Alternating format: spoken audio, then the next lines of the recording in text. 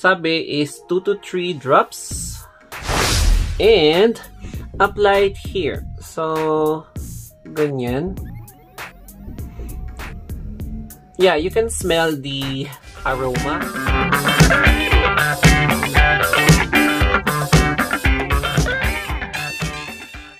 I remember when I was in high school, gumamit po ako ng white flour to at least mabawasan yung pimples ko. And now na medyo nagjo-duty ako and nai-stress, ayan, bumabalik ulit yung mga pimple outbreaks. So, it is time for me to make a review etong white flour. So, as you can see here, very popular po siya. Not only for liniment, embrocation, kasi nga menthol siya. It is also used for treating skin issues such as acne. Tapos, mga acne scars. Ayan, kasi kung minsan yung mga acne scars, medyo meron pang mga issues sa loob niyan. Kaya, introducing ito original na white flour na embrocation. So, it is an oil base. Similar siya sa mga liniment. And since yung mga main ingredients niya are methyl salicylate, menthol crystals, and eucalyptus oil. So, yung menthol salicylate niya is as in methyl, tapos yung menthol crystals, eucalyptus oil. Ito yung mga ingredients na kung saan pinapasubside nito yung mga inflammation, tapos yung mga presence ng pathogen or bacteria. So, kapag may bacteria kasi sa katawan natin, sila ang responsible for causing pimple outbreaks because ayan, pumapasok po sila sa loob ng yung sweat glands, tapos doon sila nag-accumulate until such time na nagproduce sila ng infectious sebum. Ayan, kaya nag-yellow, nagkakaroon ka ng pimples or acne, yung reddish talaga na tigidig dyan. O, diba? Tapos, ang pinakaayaw ko sa lahat, ayan, may mga scars ako ng konti. And sa next vlog ko, this week, siguro magpapa-fractional CO2 ako and I'm going to vlog about it. And now, ayan, bubuksan natin ito. By the way pala, binili ko ito sa halagang 150 pesos for size 2. So, yung size 2 is 10 ml. I'm not sure kung size 3 or size 1 yung mas malaki, which is 20 ml. Correct me if I'm wrong. So, ganyan, yung covering niya, may plastic siya. And I am sure na, syempre original to because yung mga ibang known drugstores, talagang hindi sila nagbebenta ng peke. Kaya bubuksan natin ito. Ayan. Yung mga normal na original na ganito, naka-plastic siya. Pero yung iba kasi walang plastic. So, syempre magtaka ka kapag medyo suspicious yung mga packaging, yung mga itsura ng white flour kasi ngayon ang daming namimeke, o, diba? Kaya make sure na purchase yung legit products sa mga kilalang drugstores. And now, ganito yung itsura niya. So, if you're not familiar about white flour, ganito siya. And commonly used siya, lalong-lalo na sa mga grandparents mo, mga parents, or even yung mga adults na siblings mo or relative. And kapag bubuksan mo siya, ganito siya. And meron siya, dati-dati wala siyang tawag dito, bubble wrap. But now, syempre, glass kasi siya. And maaamoy mo na agad yung pagka-menthol niya. Ayan, maaamoy mo na. And bubuksan mo na siya. So, eto. And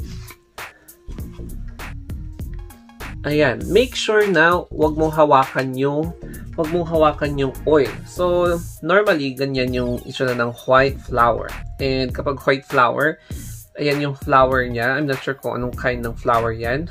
Sa mga plantito and plantita, you are already aware about yung itsura ng ganitong klaseng flour. And then, i-close up view natin itong itsura ng white flour para makita natin yung mga iba pang laman sa loob. Ayan. So, i-flip na natin.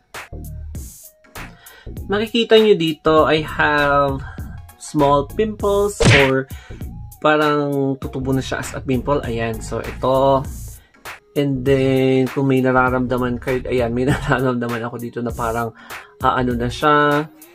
And, ayan. So, mga maliliit na pimples, but I'm going to concentrate on the obvious or bigger ones. And, dito, ayan, may mga scar ako. And now, tignan natin dito, ayan. So, let's concentrate here. Ayan, meron pa ako dito, pero mas malaki yung nandito. And, we have here yung yan. Etong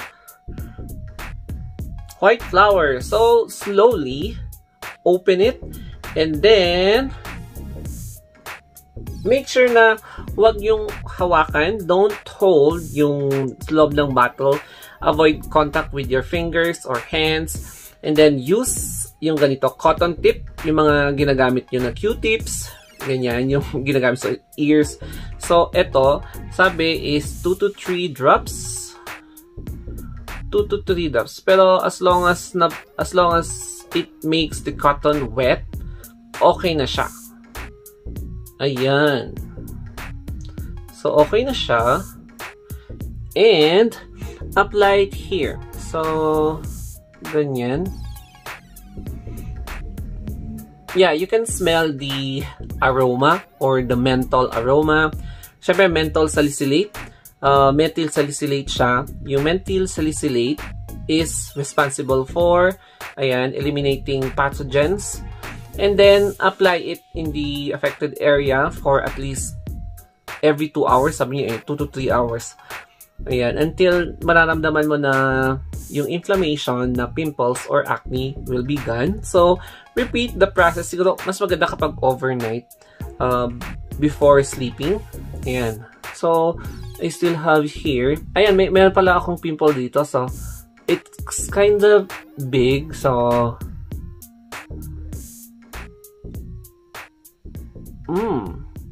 So, ganun lang. Every 2 to 3 hours until yung inflammation will be, siguro magsasubside yung inflammation. Ayan.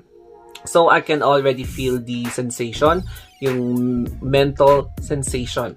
And then, pinaka first na you should be careful about it is not to let your fingers touch the liquid or the fluid kasi as in matagal maalis and then parang medyo tawag dito maanghang siya, kaya that's why it's important to use Q-tips or cotton tip applicator. And yes, I'm starting to feel the sensation over here, similar here.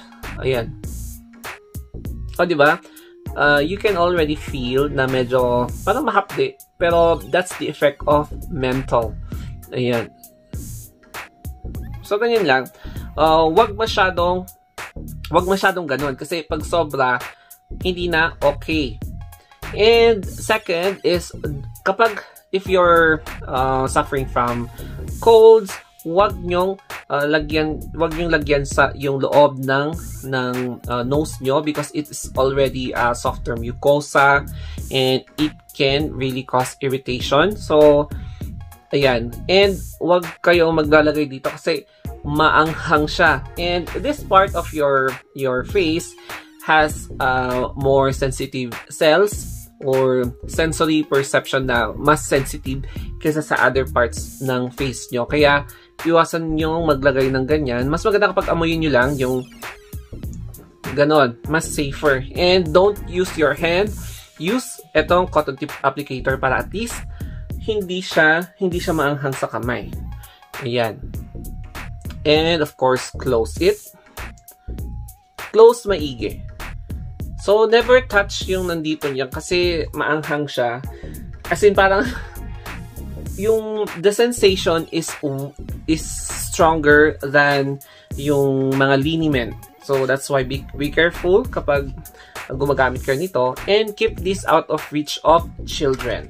Kaya, ganun ang dapat paggamit dito. So, always secure this in a safe place away from children kasi kapag ma-ingest nila, delikado. And dapat away from sunlight. So, away from direct sunlight na dapat room temperature below 30 degrees Celsius. So, dapat ilagay mo siya sa cabinet or kahit nasaan, basta sa cabinet. And kapag nilalagay mo siya, dapat like this, hindi baliktad kasi there's a possibility na may spill yung laman. So, magkakaroon ka pa ng additional problema. Ang hirap-hirap linisin kapag nag-leak siya. Here we are. Itong yung cover and then yung main product. Ito yung bottle, yung small bottle, and ito yung manual. So, titingnan natin yung applications. So, para saan nga ba itong white flour? So, for relief from stuffed up feeling associated with catarrh, colds, influenza, and irritating throat. So, i-apply mo siya sa may throat area mo. Relieves headache, ayan, minor stomach ache and abdominal pains. Temporary relieves muscular pain and pains associated with rheumatism. Good for travel and motion sickness. Antiseptic, stop itch such as insect and mosquito bites. Gives remedies to inflammation, yan, such as pimples, burns, scalds, and cuts. O, ayan. So, talagang intended din siya for pimples and inflammatory, yung mga inflammation. So, helps to stop bleeding and pains associated with minor wounds, refreshes the body, and relieves stress. Give soothing aromatherapy. And ito yung application niya kapag headache, ganyan. So, makikita mo sa noo. So, ganyan yung itsura niya. And then, cough and colds. Colds and cough sa katawan, sa chest and sa back. And then, backache, ganun din. Ganyan sa likod, sa may parang spinal area. Kapag joints naman, ayan. So, ganyan. And then, strained limb. Ayan yung sa tuhod. Kapag sa kamay naman, both sides, sa elbow, sa fingers naman, kapag masakit yung mga fingers mo, ayan, sa mga joint area sa fingers mo. And then, kapag sa paa, dito sa part na yan. O, diba? Kaya, normally, intended siya as a liniment. Liniment ba yun? Yan, basta liniment and to provide to soothe any discomforts sa katawan nyo. Normally sa, or usually, musculoskeletal. Pero pwede rin siyang, ayan, ang main concentration natin dito is for pimples, inflammation. And ayan yung founder, si Mr. Gan Geok Eng. Wildflower medication since 1927. Ayan. So, ang caution niya, if symptoms persist or redness is present, consult a physician immediately. So, ito yung tandaan mo. Avoid contact with eyes, mucous membrane, yung loob ng ilong. If contact occurs, rinse eye with cold water. If rash occurs, discontinue use. So, yan yung trademark niya. And, buti na lang, hindi siya in Chinese characters, hindi katulad dati. Kasi hindi ko maintindihan dati eh. So, tignan natin dito sa box na yan. O, diba? Embrocation relieves symptoms of headache, dizziness, motion sickness, muscle pain, insect bites, common colds, and stuffy nose. Soothes aromatherapy. Ganyan. So, external use only. Apply 2 to 3 drops on the affected area. Massage gently. Repeat process after 2 hours. If necessary, inhale when needed. Best way to inhale is place the 2 drops into a handkerchief or tissue and inhale deeply. So, ang concentration natin kasi dito is for the pimples. So, let's apply using a cotton tip. Ayan. Or yung ginagamit natin para sa ears natin. After 1 hour, makikita nyo na medyo hindi na siya katulad kanina na medyo protruding yung itsura. So, medyo nag-subside siya ng konti. And here, yan, hindi ko na-realize malaki pala siya. And then, hindi siya katulad kanina na nagre-red. And yes, yung redness, inflammation, and alam mo yon yung parang tenderness or yung pain ng pimples, medyo nag-subside din in just a matter of hours. So, my verdict for this one is siguro 8/10. Bakit 8 lang? Kasi yung effect ng menthol niya, super lakas, as in super anghang. That's why I always tell you guys na do not use your fingers na direct na itatouch nyo yung white flour because pati yung finger nyo baka magiging maanghang na rin. And avoid contact in your eyes. As in, maanghang siya. Matagal siya matanggal.